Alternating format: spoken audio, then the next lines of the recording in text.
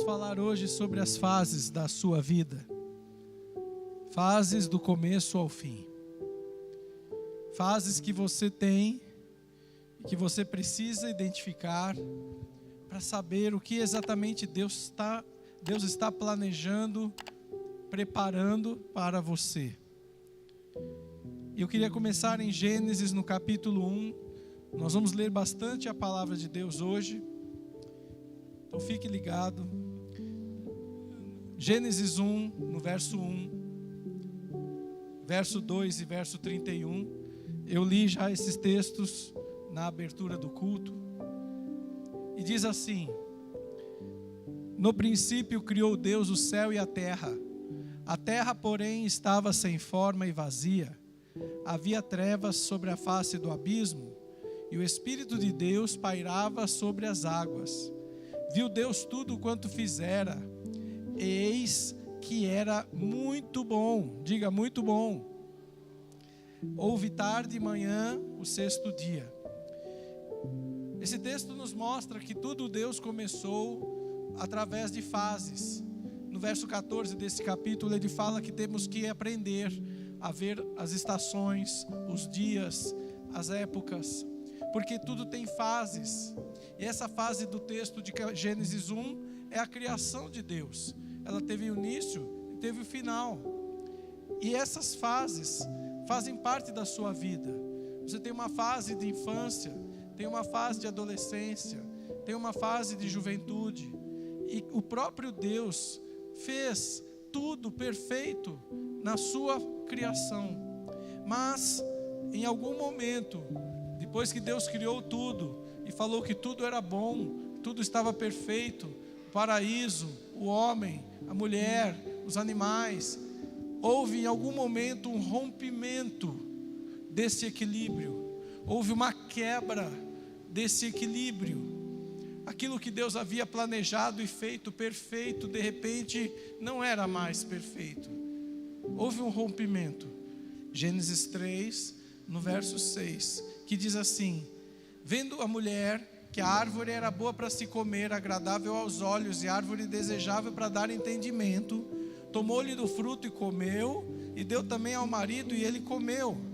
Abriram-se então os olhos de ambos e, percebendo que estavam nus, coseram folhas de figueira e fizeram cintas para si. Quando ouviram a voz do Senhor Deus, que andava no jardim pela viração do dia, esconderam-se da presença do Senhor Deus, o homem e sua mulher, por entre as árvores do jardim. E chamou o Senhor Deus ao homem e lhe perguntou: onde estás? E ele respondeu: ouvi a tua voz no jardim, e porque estava nu tive medo e me escondi. E perguntou-lhe Deus: quem te fez saber que estavas nu? Comeste da árvore de que te ordenei que não comesses? Nesse momento, irmãos, houve uma quebra, um rompimento de uma fase, de um equilíbrio, de algo que Deus havia planejado e feito que estava muito bom. Por quê? Por causa da desobediência às leis de Deus. O homem escolheu desobedecer. A nossa história tem diferentes fases. E em cada fase da sua vida, da sua história, você precisa buscar sabedoria para tomar as decisões certas, para não romper o plano de Deus, para não quebrar o equilíbrio que Deus planejou para você. Porque todas as vezes que nós quebramos esse equilíbrio, todas as vezes que nós deixamos de obedecer às leis de Deus, nós enfrentamos consequências. Quais são as consequências da queda do homem? Essa aventura de desobedecer às leis de Deus. O homem foi expulso do paraíso, a natureza foi abalada, não existia maremoto, terremoto, furacão, incêndio, desmatamento, não existia desgraças, desastres. E o homem também, além da natureza e além do paraíso, o homem adquiriu aqui um inimigo mortal para o resto da vida, que é o diabo. Não era assim o plano de Deus. Mas houve um rompimento. E aí as consequências vieram. Mas a maior e mais grave de todas as consequências não foram essas que eu falei.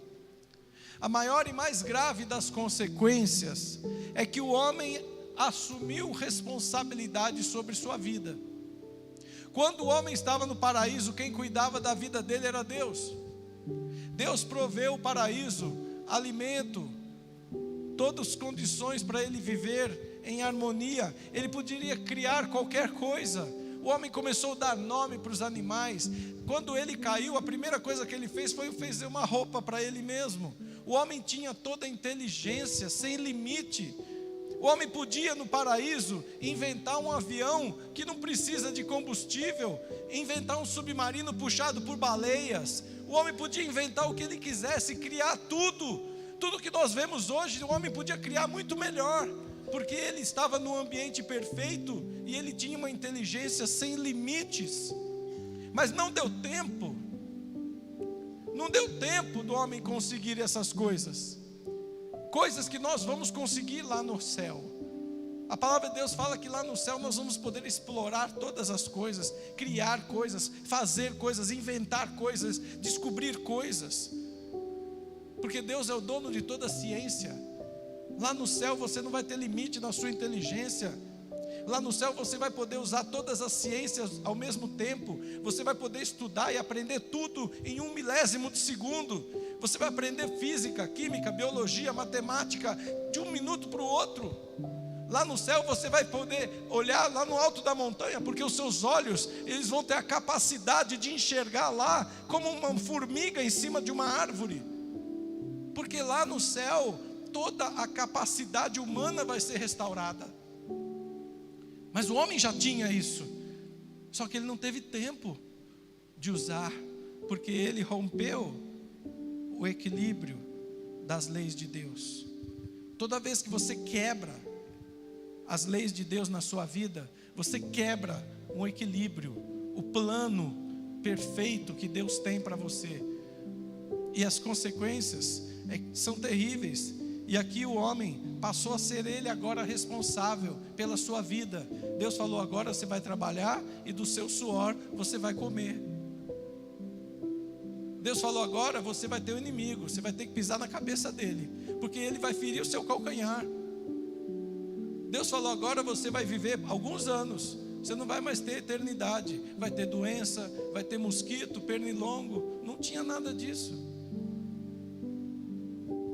E então, na mesma hora que Deus viu isso acontecendo, por amor ao homem, Deus criou um plano, que hoje a gente conhece esse plano, como logística reversa. O que é a logística reversa? É quando você anda o caminho de volta, você faz o caminho inverso.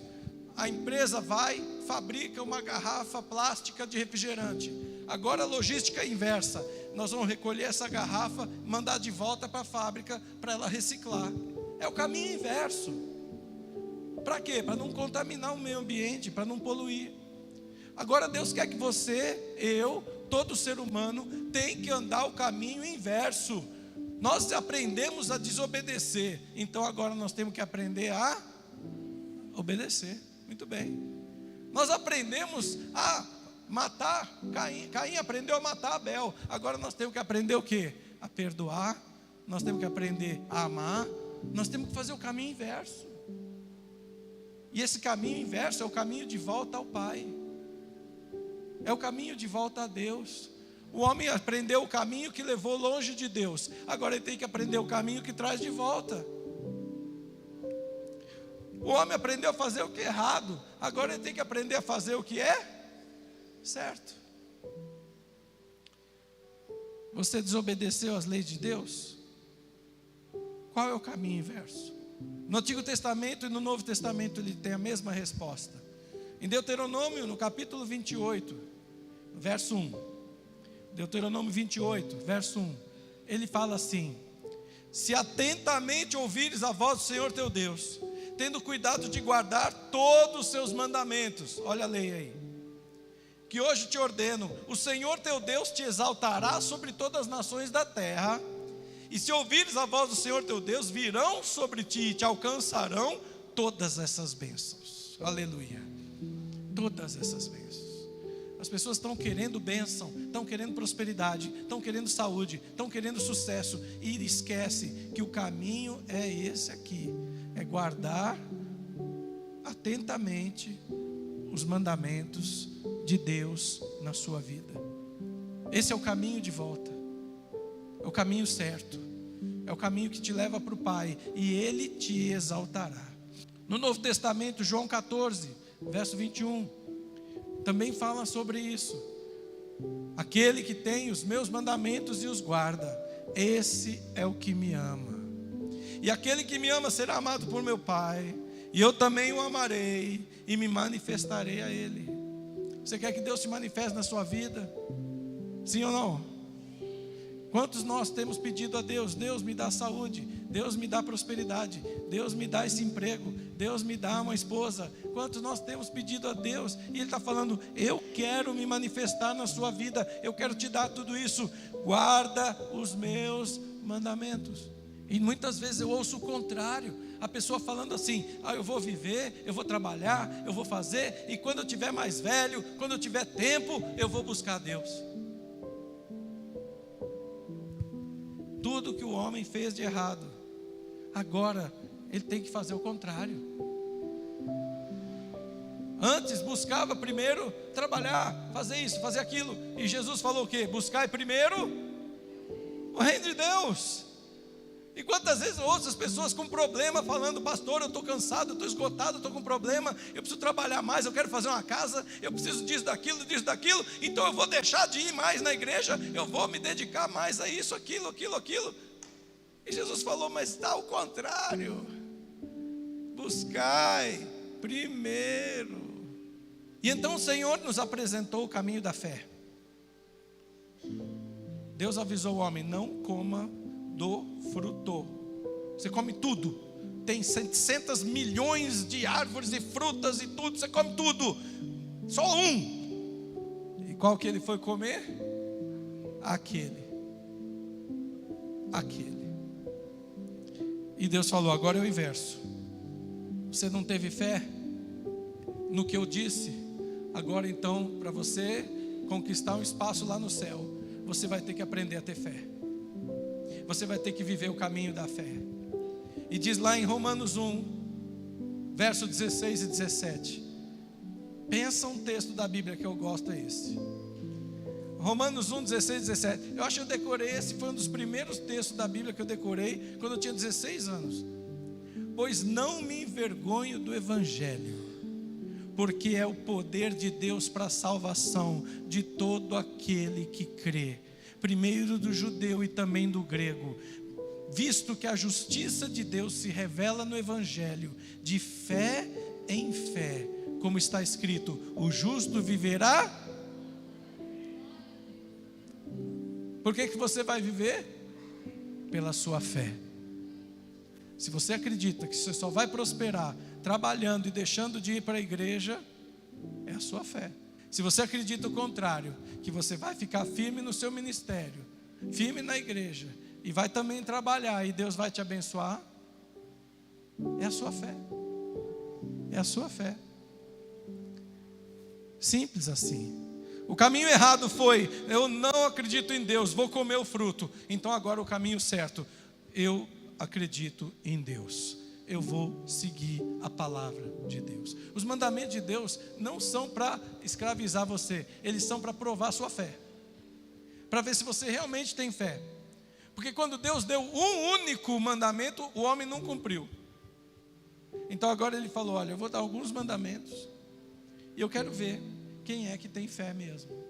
Todos têm que decidir se querem acreditar em Deus ou não. Foi uma decisão sua.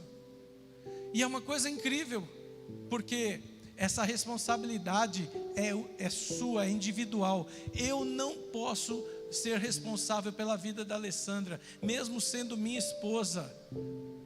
É uma decisão dela. Ela tem que viver pela fé. E Deus então viu que agora o homem não vai viver eternamente na terra. Agora o homem é mortal. E como ele pecou, ele já está condenado. a ficar afastado de Deus para o resto da eternidade. Porque Deus não combina com o pecado, Deus não combina com a maldade, Deus não combina com o que está errado. Então Deus criou um plano para restaurar todas as coisas, um plano para redimir o homem dessa culpa, um plano da redenção, que ele tem basicamente 3 focos. O primeiro foco é a restauração de toda a natureza. Deus não criou a natureza para se perder, Ele vai restaurar tudo, Ele vai restaurar todas as coisas. A Bíblia fala de novos céus e nova terra. O segundo foco é contra Satanás e seus demônios, o inimigo do homem. Deus tem um plano especial para eles. A Bíblia fala que eles vão ser lançados no lago do fogo do enxofre, onde há dor, ranger de dentes, e por toda a eternidade ficarão presos lá para sempre. E tem um terceiro foco, que é o homem. E aí o juízo de Deus virá sobre toda a criação, sobre todos os seres vivos, sobre todos os homens e mulheres. Deus vai julgar. E eu quero falar um pouco sobre esse tempo do fim, porque essa semana morreu um homem que era nosso amigo, que trabalhava aqui no som da igreja. O nome dele é Rodrigo, seu apelido é Chuchu. E eu fiquei muito triste com a morte dele, porque ele morreu sozinho na sua casa, aos 42 anos. Ninguém sabe ao certo por que ele morreu, porque foi encontrado dias depois. E eu quero perguntar para você que está aqui hoje, porque Deus trouxe você aqui hoje. Deus não erra. Você veio hoje no dia certo, no lugar certo, porque Deus tem uma pergunta para fazer para você. Qual será o dia da sua morte? Qual será o dia, como diz a minha filha, que Deus vai chamar a sua senha? E quando Deus chama, a Bíblia fala: quem é que é capaz de acrescentar um côvado aos seus dias de vida? Quem é capaz de falar: não vou morrer agora não, espera mais meia hora, espera mais uma semana? Eu vou falar para você sobre o tempo do fim, porque quando Jesus falou do tempo do fim, quando Ezequiel falou do tempo do fim, quando Davi nos Salmos falou do tempo do fim, muitas pessoas não acreditaram. Assim como Deus falou para não comer daquele fruto, não acreditaram. Muitas pessoas acham que o tempo do fim é quando tiver 90 anos de idade. Só que esse rapaz morreu com 42. E não adianta ele chegar lá no céu e falar: Deus, o Senhor errou, a data não era essa, eu ainda tinha mais 40 anos para viver. Eu tinha planejado que daqui 10 anos eu ia para a igreja, daqui 20 anos eu ia me batizar, o Senhor me chamou antes. Não adianta, essa conversa vai existir, com certeza, mas não adianta, porque lá em Lucas 16 fala que já teve essa conversinha. Fala de um homem rico que morreu antes da hora, e ele chegou lá diante de Deus, e estava sentenciado para o inferno, e lá no inferno ele estava sofrendo com dores, com ranger de dente, morrendo de sede, e não conseguia matar a sede, e falou para Deus: Deus, manda que Lázaro, que morreu também, mas está aí no céu, manda ele molhar o dedo na água, para matar a minha sede, que eu estou em sofrimento terrível. E Deus falou para ele: olha, os que estão aqui não passam para aí, e os que estão aí não podem subir para cá. E ele falou: então manda que alguém vai falar com meus irmãos, porque eles estão vivendo tudo errado que nem eu, e vai vir tudo aqui para o inferno que nem eu. E Deus falou para ele: não, eles têm os profetas, eles têm a palavra de Deus, eles precisam crer. E eu estou falando para você hoje, qual é o dia que Deus vai chamar a sua senha? Você vai chegar lá e vai ter essa conversa com Deus, e Ele vai falar: lamento, mas você teve todas as oportunidades para mudar de vida. Você não mudou porque não quis, porque o seu coração é mau. E o lugar dos que tem coração mau é mais lá embaixo. Pega essa escada rolante e desce até o final. Aí você vai ter um elevador, você aperta lá o último andar, vai estar meio quentinho, leva a roupa de calor, porque vai estar quente. Leva bermuda, porque lá você vai passar um calorzinho lá. E esse elevador só desce, não tem jeito de subir não, viu? Porque o lugar dos de coração ruim. Eu quero falar para você dos tempos do fim. Salmo 90, verso 10. Salmo 90, verso 10. Ele começa falando sobre isso. Se puder colocar aí, maravilha. Os dias da nossa vida sobem a 70 anos, ou em havendo vigor 80. Neste caso, o melhor deles é canseira, enfado, porque tudo passa rapidamente e nós voamos. A palavra de Deus fala lá em Hebreus 9:17 que só tem uma vida. Esse negócio de reencarnação é papo furado, não cai nessa não, que é fria. A Bíblia fala claramente que nós temos uma vida e depois disso vem o juízo. Uma vida. E a Bíblia fala que você tem uma vida e que ela, nesse texto, mostra que essa vida é curta, são poucos anos, 70, 80, e essa vida passa rápido, ela voa. Então o que você tem que fazer de bom, o que você tem que fazer de importante, faz agora, hoje, não deixa para amanhã, porque amanhã eu não sei onde você vai estar. Eu gostaria muito que você cumprisse esse prazo aqui, 70, 80 pelo menos, mas eu não posso garantir, porque a nossa vida é de fases, e você começou uma fase, todos que estão aqui começaram a fase da vida, você nasceu, cresceu, está aqui hoje, você já começou, eu não sei que dia vai terminar, mas vai terminar. A vida é única, a vida é curta e passa rápido. E eu quero perguntar para você, qual é o seu modo de vida? Porque o seu modo de vida vai determinar a sua vida eterna. Se você escolher um modo de vida correto, guardando os mandamentos de Deus, você vai viver com Ele na eternidade. Mas se você escolher um outro modo de vida, não vai dar certo. Você vai viver fora da presença de Deus. E eu queria falar agora um texto que eu adoro, que eu li lá um versículo, 16 a 17, vamos continuar nele, Romanos capítulo 1, e vamos começar no verso 18, presta atenção, que esse capítulo conta uma história,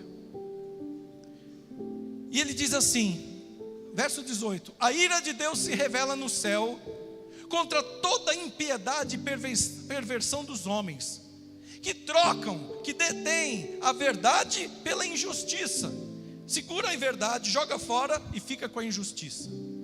Fica com o que é errado. Verso 19. Porquanto o que de Deus se pode conhecer é manifesto entre eles, porque Deus manifestou. Deus já manifestou, está manifestando aqui agora, falando para você, agarra o que é certo, abandona o que é errado. Deus está manifestando. Hoje, Deus tem manifestado no mundo todo, e as pessoas estão despertando a ira de Deus, porque as pessoas estão fazendo cada vez o que é mais errado. As pessoas estão trocando a verdade pela mentira. Pega uma criança e fala, não, o seu sexo não é biológico, é o sexo que você inventar, que alguém inventar, você vai dar um nome que você inventar. Estão trocando a verdade, a ciência, o que é óbvio, por uma injustiça, por uma mentira. E as pessoas estão acreditando nisso. Alguns podem tentar se justificar, dizendo assim, pastor, mas e se a pessoa não conhece a Bíblia? Se a pessoa não conhece os mandamentos, é um índio, é uma pessoa numa tribo africana lá no meio do Saara, é uma pessoa que está lá num país árabe que é proibido a Bíblia. O que está escrito nesse texto? O que Deus se pode conhecer é manifesto entre eles. No verso 20, diz assim, porque os atributos invisíveis de Deus, assim o seu eterno poder, como também sua própria divindade, claramente se reconhecem desde o princípio do mundo, sendo percebidos. Como é que você percebe os atributos invisíveis de Deus? Como é que você percebe a sua divindade? Sendo percebidos por meio das coisas que foram criadas, tais homens são por isso indesculpáveis. Pastor, como que é isso? A pessoa pode estar criada numa tribo indígena, no meio da Amazônia, que nunca viu gente, nunca viu a Bíblia. Ele sabe, pela criação, que existe uma força superior. Ele sabe que as árvores não vieram do nada. Alguém criou a natureza, alguém criou a cachoeira, alguém deu vida para o peixe, alguém ensinou aquele bezerrinho que quando ele nasce, ele tem que mamar no peito da vaca. Alguém criou isso e deu essa inteligência, deu esse conhecimento para aquele bichinho. Existe um poder acima do meu entendimento, existe uma força acima da minha compreensão, e eu chamo essa divindade, essa força, esse poder de Deus Criador. Existe, é inegável, é indesculpável. A pessoa que se diz ateu, ela tem um grave problema emocional de rejeição de Deus, porque teve algum trauma na vida e acha que Deus tinha que ter ajudado e Deus não ajudou, e essa pessoa ficou revoltada contra Deus. Ou ela é uma total estúpida, porque quando você vê a criação, as coisas inexplicáveis, as coisas que vão acima do nosso entendimento, quando você vê planetas pairando no universo e nenhum deles cai, e quando você vê as leis da física, é impossível não acreditar que existe um Deus superior a nós, inexplicável, imensurável, poderoso, que criou todas essas coisas. É impossível. É impossível. E nesse ambiente onde o índio no meio da tribo não conhece Deus, não conhece a Bíblia, quer dizer, mas ele tem lá o seu conhecimento de certo e errado, e é em cima disso, a Bíblia fala em Romanos: os que sem lei pecaram, sem lei serão julgados. Deus vai julgar de modo justo e coerente essas pessoas.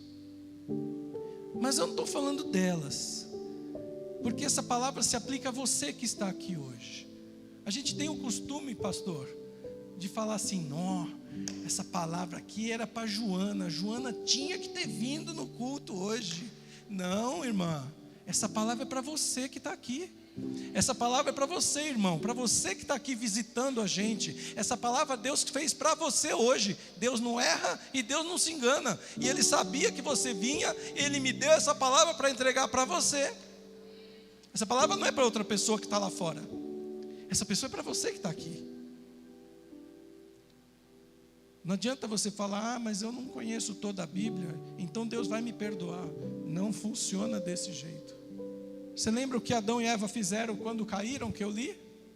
Imediatamente se esconderam de Deus. Por quê? Porque eles sabiam que estavam fazendo algo errado. Eles sabiam que tomaram uma decisão que não devia ter tomado. E eles sabiam, mesmo sem saber quais as consequências, eles sabiam que ia dar ruim. Não tem desculpa para fazer o que é errado e depois querer se dar bem. Diga para o seu irmão: não tente se dar bem fazendo as coisas erradas. No verso 21 de Romanos capítulo 1, ele continua a nossa história. E ele diz assim no verso 21: porquanto, tendo conhecimento de Deus, não glorificaram como Deus, nem lhe deram graças, antes se tornaram nulos em seus próprios raciocínios, obscurecendo-se-lhes o coração insensato, inculcando-se por sábios, tornaram-se loucos. O que ele está dizendo aqui, irmãos? As pessoas vendo Deus, vendo a criação de Deus, vendo as coisas inexplicáveis, não glorificaram como Deus, mas antes se tornaram sábios. Então, eu não vou guardar os mandamentos, eu vou fazer o meu próprio evangelho. A palavra de Deus fala: não mentirás. Eu vou fazer outro evangelho. Eu vou fazer assim, ó, a mentirinha branca pode. Mentir para criança Pode. Mentir para o patrão? Pode. Mentir que eu estou doente, que eu não estou em casa? Pode. Quando Jesus falou, seja seu sim e seu não, mas nós criamos um novo evangelho com novas regras. Por quê? Porque eu sou mais sábio. Olha o que diz lá no texto: achando-se sábio, tornaram-se loucos. E eu vou criar um novo evangelho, pastora Alessandra. Mas só que é o seguinte, pastora Alessandra, um novo evangelho não é suficiente, porque ainda tem a questão das coisas sobrenaturais que eu não explico. Então, além de criar uma nova regra para a minha vida, o evangelho segundo Atterson Salles, eu vou criar também um novo Deus. Ou melhor, como são muitas pessoas, novos deuses. E ele diz no verso 23: e mudaram a glória do Deus incorruptível, perfeito e maravilhoso, na semelhança da imagem de um homem falho, corruptível, bem como de aves, quadrúpedes e répteis. Por isso Deus os entregou tais homens à imundície, pelos desejos, pela concupiscência do seu próprio coração, para desonrarem seu corpo entre si, pois eles mudaram a verdade de Deus em mentira, adorando e servindo a criatura no lugar do Criador, o qual é bendito eternamente. Amém. Então a pessoa não suficiente criar um próprio evangelho com as suas próprias regras, ela cria deuses. Pega um pedaço de madeira, faz uma escultura de uma estátua, a semelhança de um homem, ou a semelhança de uma mulher, ou a semelhança de um animal, ou a semelhança de alguma coisa qualquer. E ela vai e começa a pintar com cores coloridas, e vai servir e cultuar essa imagem. Ela dá o nome que ela quer. Aí vem outro e fala: não, eu não quero de madeira, faz de pedra. Vem outro: não, não quero de pedra, faz de ouro. Não, eu não quero mulher, eu quero homem. Não, eu não quero com um braço, eu quero com 6 braços. E assim vão criando deuses. E agora a pessoa tem seu próprio Deus, que ela dá o nome que ela quer, carrega para onde ela quer, cultua do jeito que ela quer. E ela também agora tem as suas regras, seu próprio evangelho, que ela faz e escreve do jeito que ela quer. Os mormons fazem casamento de pessoas vivas com pessoas mortas, do jeito que você quiser, e apresentam para você o cardápio. Olha quantos deuses temos, escolhe o que mais te agrada. Temos vários deuses para agradar várias pessoas. Temos várias religiões, vários cultos, várias feitiçarias, idolatrias, misticismos e tudo mais que você imagina. E agora até o mundo está começando a misturar isso, chamar que isso não é mais religião, são expressões, manifestações culturais. Eles já não chamam o candomblé mais de religião, é uma cultura afro. E quer que ensine na escola, porque é cultura. Se é cultura, tem dinheiro do governo para patrocinar. Já teve em Congonhas, um governo antigo aí que está querendo voltar. Foi buscar lá no governo federal dinheiro para pagar benzedeiras, para ir nas casas das pessoas benzer.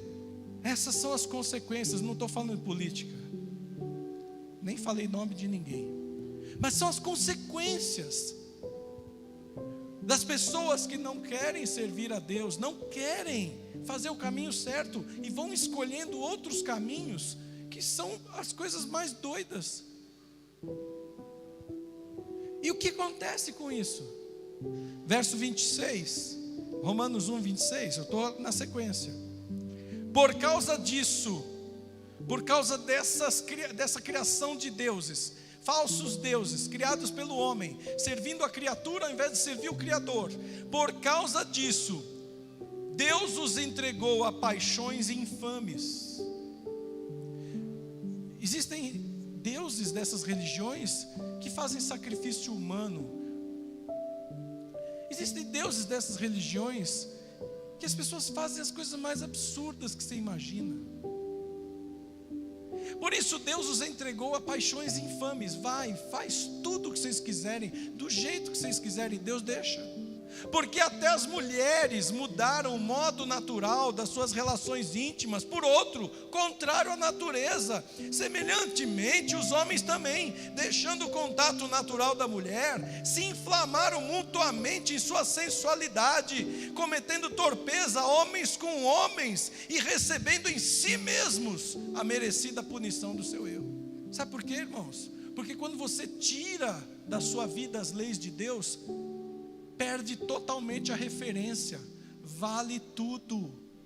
E vocês vão ver, eu já falei aqui, que isso aqui ia acontecer, está acontecendo. E eu já falei que nós vamos ver, ainda na nossa idade, a legislação, as leis aprovarem pedofilia, sexo com animais, bestialidades, porque isso está profetizado pela palavra de Deus.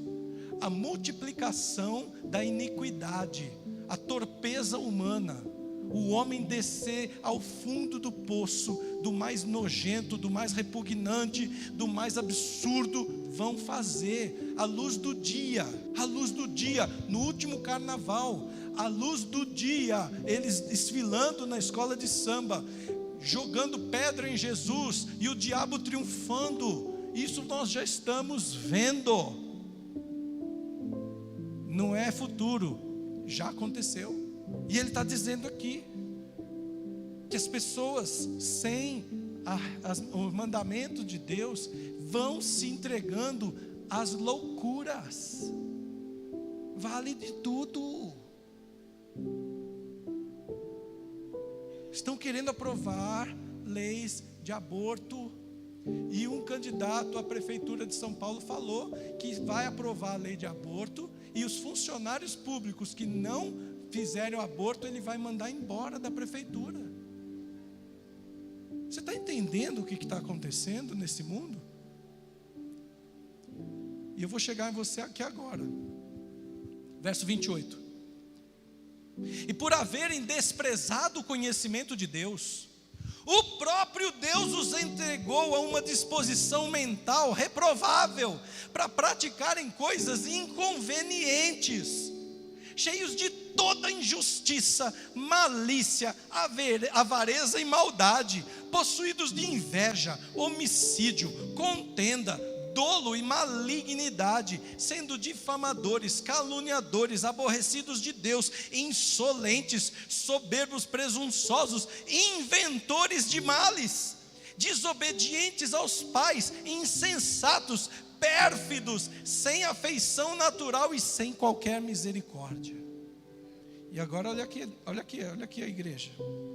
Verso 32. Ora, conhecendo eles a sentença de Deus, de que são passíveis de morte os que tais coisas praticam, não somente as fazem, mas também aprovam os que assim procedem. 1 João capítulo 3 fala que além de nós não praticarmos essas coisas, nós devemos reprovar, condenar essas coisas e não pactuar com elas. Ano a ano vemos o mundo caminhando para esse caos, as pessoas cometendo crimes cada vez maiores e piores, escândalos cada vez piores, e a gente vai vendo tanto essas coisas que a gente vai acostumando e achando que é normal. Será que alguém vai escolher o caminho certo? Será que alguém aqui vai se salvar no juízo final? Como é que está a sua vida? O plano da redenção de Deus é um plano de restauração e é um plano de juízo final. Desde o Antigo Testamento, Ezequiel 34, verso 17. quanto a vós outras, ó ovelhas minhas, assim diz o Senhor Deus: eis que julgarei entre ovelhas e ovelhas, entre carneiros e bodes. Desde o Antigo Testamento fala do juízo final. No Novo Testamento, Mateus 25, de 31 a 34. Quando vier o Filho do Homem na sua majestade, e todos os anjos com ele, então se assentará no trono da sua glória, e todas as nações serão reunidas em sua presença, e ele separará uns dos outros, como o pastor separa as ovelhas dos cabritos, e porá as ovelhas à sua direita, mas os cabritos à esquerda. Então dirá o rei aos que estiverem à sua direita: vinde, benditos de meu Pai, entrai na posse do reino que vos está preparado desde a fundação do mundo. Não existe oba-oba no céu, entra todo mundo, trem da alegria, não existe. Se você veio de algum conceito desse, de uma religião que falava isso, esquece. Te enganaram, te ensinaram uma coisa mentirosa. O juízo final virá para todos. E esse é um segundo problema do tempo do fim. As pessoas primeiro acham que o tempo do fim é quando tiver 80 anos de idade, mas você não sabe se vai ter 80 anos. Segundo, a pessoa acha que o juízo final vai ser depois que passar um tempo lá no purgatório. Não existe isso na Bíblia, não. Isso é invenção dos homens. O juízo final virá logo que você morre. A Bíblia falou que quando aquele homem estava na cruz com Jesus, Jesus disse a ele: hoje mesmo estarás comigo no paraíso. Está claro, quando você morre, você já vai, ou você sobe ou você desce, não tem outro caminho. No abrir e fechar de olhos. Então Deus criou um plano, porque Ele vai, por ser bom, Deus é compassivo, Deus é amoroso, mas Deus também é justo. E Ele não pode julgar igual uma pessoa que tem fé, que anda no caminho reto, que cumpre os mandamentos, com uma outra pessoa que não faz. E o julgamento de Deus, o juízo final, tem 7 elementos. Primeiro elemento, Apocalipse 1, verso 10. O primeiro elemento é a vitória de Jesus sobre a morte e o inferno. Você não pode sozinho vencer isso. Você precisa de alguém para te ajudar. Alguém que tem poder para fazer uma ligação entre você e Deus. Porque o dia que você pecou, você rompeu. Lembra que eu falei da fase da harmonia do paraíso? Foi rompida, foi quebrada. O pecado, nosso erro, quebra essa ligação. Como é que faz essa ligação de novo? Eu preciso de um Redentor. Eu preciso de Jesus fazendo essa ligação. Apocalipse 1, verso 10. Achei-me em espírito no dia do Senhor, e ouvi por detrás de mim grande voz, como de uma trombeta, dizendo: o que vês? Escreve em livro e manda às 7 igrejas: Éfeso, Esmirna, Pérgamo, Tiatira, Sardes, Filadélfia e Laodiceia. Voltei-me para ver quem falava comigo, e voltado vi 7 candeeiros de ouro, e no meio dos 7 candeeiros, um semelhante a filho de um homem, com vestes talares, e cingido à altura do peito com uma cinta de ouro. Sua cabeça e cabelos eram brancos como alva, lã, como neve, os olhos como chama de fogo, os pés semelhante ao bronze polido, como refinado numa fornalha, a voz como de muitas águas. Tinha na mão direita 7 estrelas, e da boca saía-lhe uma espada afiada de 2 gumes, que é o Novo Testamento e o Antigo Testamento. O seu rosto brilhava como o sol na sua força. Quando vi, caí a seus pés como morto. Porém ele pôs sobre mim a mão direita, dizendo: não temas, eu sou o primeiro e o último, e aquele que vive. Estive morto, mas eis que estou vivo pelos séculos dos séculos, e tenho as chaves da morte e do inferno. Aleluia. O primeiro passo do juízo já foi dado. Foi quando Jesus venceu a morte. Foi quando Jesus pisou a cabeça da serpente.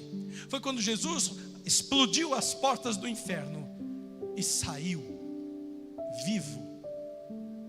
E cumpriu-se lá no Salmo 24: levantai, ó portas, as vossas cabeças, levantai-vos, ó portais eternos, para que entre o Rei da Glória.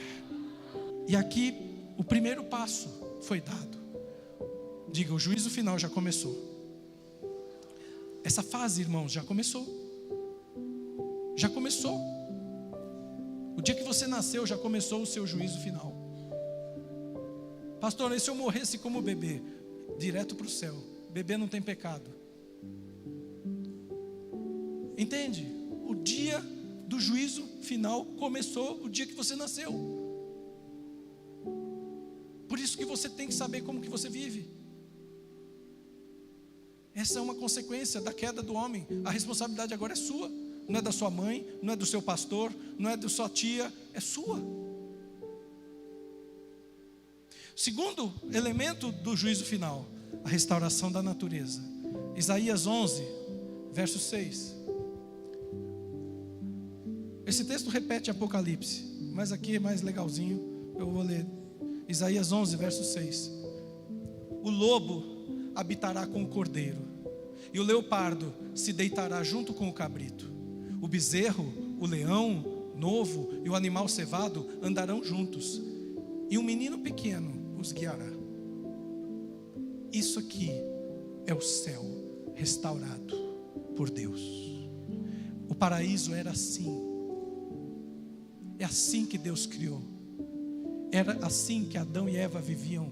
E se eles não tivessem caído, seus filhos iam ser esse menino pequenininho, puxando o leão pela sua juba, deitando no colo do tigre, dormindo abraçado com a jiboia, e ninguém ia fazer mal nenhum para ele, porque esse é o plano de Deus.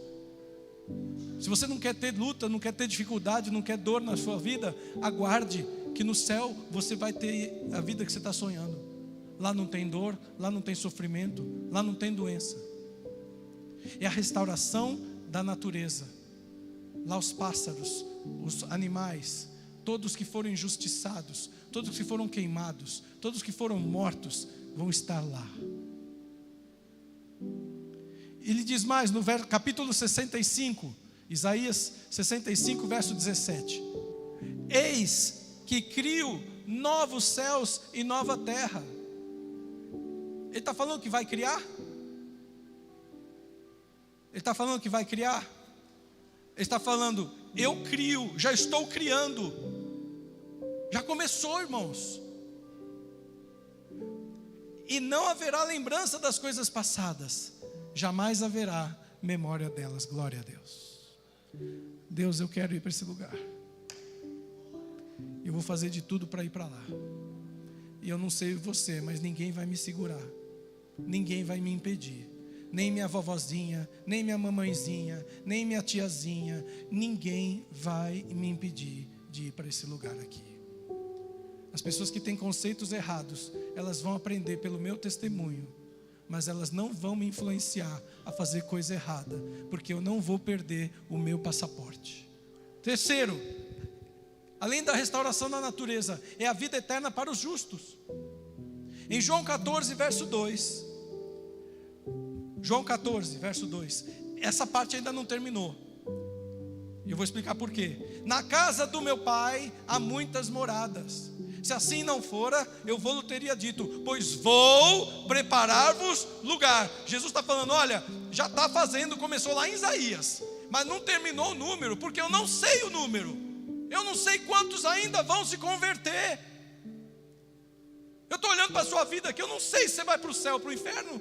Eu não sei se você vai ter uma vida justa, reta, ou se você vai cair na gandaia. Eu não sei.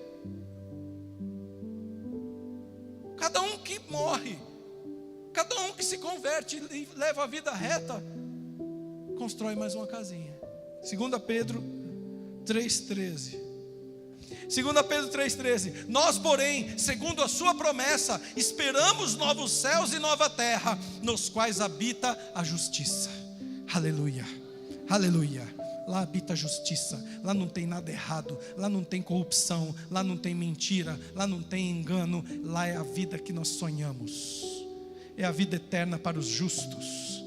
Aleluia, glória, aleluia, aleluia. Quarto elemento do tempo do fim é a redenção do homem. Oséias 13, verso 14. Eu os remirei do poder do inferno e os resgatarei da morte. Onde estão, ó morte, as tuas pragas? Onde está, ó inferno, a tua destruição? É esse que você precisa, irmão. Jesus, o único que morreu e ressuscitou, passou pelo inferno, venceu a morte e tem o poder de te dar a vida eterna. Ele tem a chave. Ninguém mais tem a chave. Por mais bonzinho ou boazinha que tenha sido a pessoa, ela morreu, um santo, uma santa, ela pode ser um exemplo de vida para você, mas não é Jesus. Não tem o poder da chave. Só Jesus tem.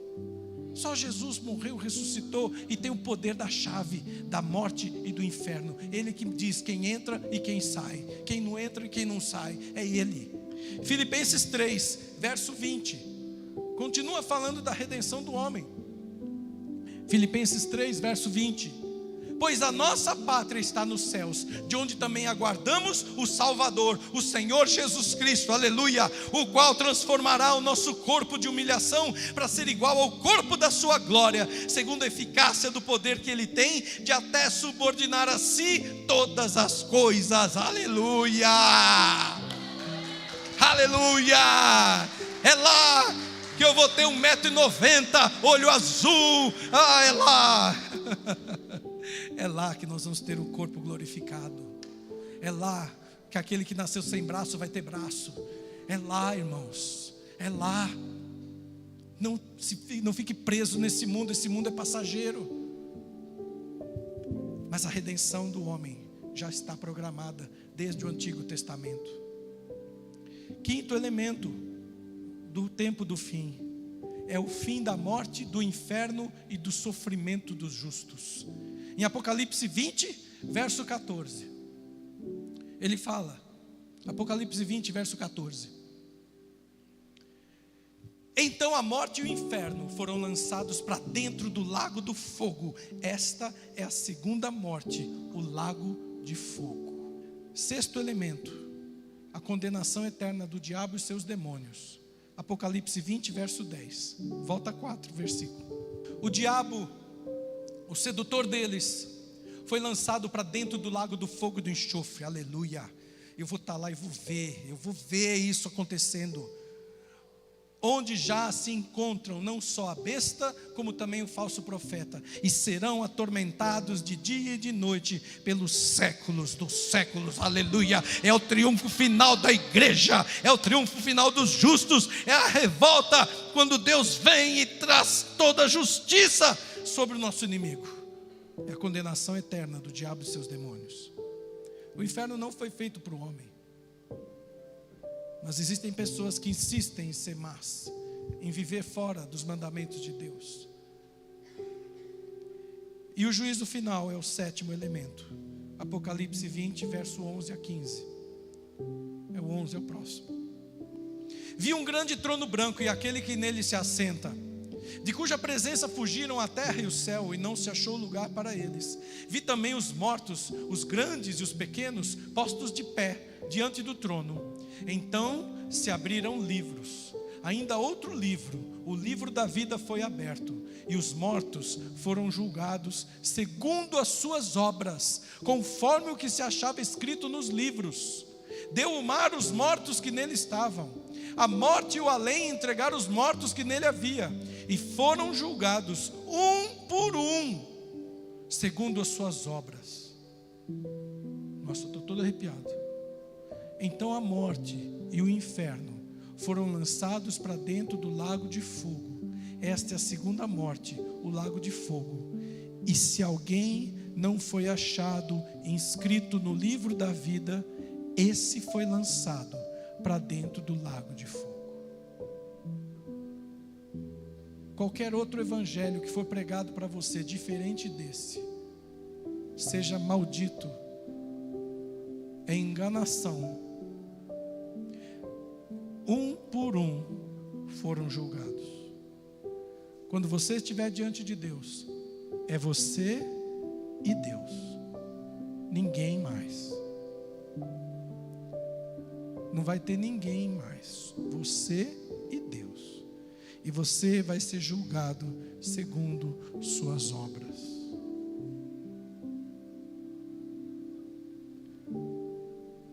Uma vez Jesus estava colhendo espigas e era um dia de sábado. E vieram alguns religiosos criticando que Jesus estava quebrando o sábado, que não era para trabalhar de sábado. E Jesus falou em João 5,17. João 5,17. Jesus disse: meu Pai trabalha até agora, e eu trabalho também. Lá em Hebreus 7, verso 25, fala que Jesus intercede por nós de dia e de noite. Lá em Romanos 8, de 26 a 28, fala que o Espírito Santo também intercede por nós, com sons e gemidos inexprimíveis. E a palavra de Deus fala lá em Apocalipse, no capítulo 5, verso 8, no capítulo 8, verso 5, dois números contrários, né? Que as orações dos santos sobem como incenso diante de Deus. Tem gente orando por você, Jesus está orando por você, o Espírito Santo está orando por você. Mas se você não tomar uma decisão, você vai para o inferno. Se você tiver uma vida fora da palavra de Deus, ninguém te segura no céu. Por isso que a Bíblia fala lá em Coríntios, no capítulo 10, verso 13: aquele que está em pé, olhe para que não caia. Não veio sobre vós tentação que não fosse humana, mas fiel é Deus, que antes da tentação te dá o poder de escape. E lá em Romanos que nós lemos, capítulo 1, verso 17: é indesculpável o homem, porque você está vendo a criação de Deus, que Deus existe, e não está fazendo nada a respeito. Se você está fazendo, continue firme, não deixe nada abalar a sua fé, porque o justo viverá pela sua fé. Quando será o dia da sua morte? Eu não sei. Quando chegará o tempo do fim para você? Eu não sei. Mas eu sei que você é a única pessoa responsável pelo seu destino eterno. Em Joel 3, no verso 14, é o último verso. Joel 3, verso 14. Ele diz assim: multidões, multidões no vale da decisão, porque o dia do Senhor está perto, no vale da decisão. O dia do Senhor é o dia que o Senhor visita você. Se você não abrir o seu coração, Ele não vai te visitar agora.